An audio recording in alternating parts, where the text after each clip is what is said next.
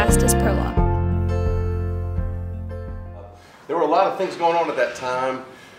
You know, it was during the Cold War. Reagan was president. They had a nuclear threat against us.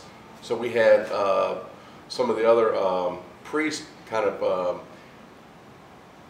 gave us some ideas about ways of becoming active and protesting nuclear weapons proliferation. So we had a pray-in about that.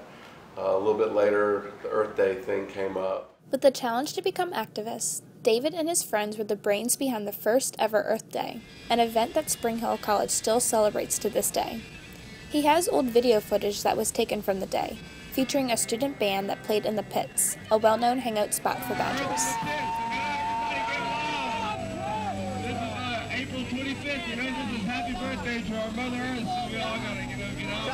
Tell me how you got the idea to do this, Dave.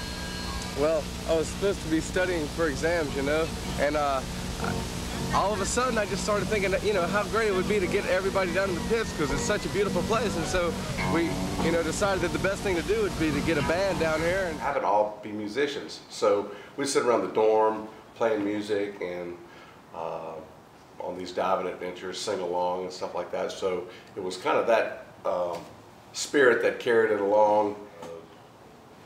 People are standing around always looking for something to do, so you plant a small seed and it turns into a tree.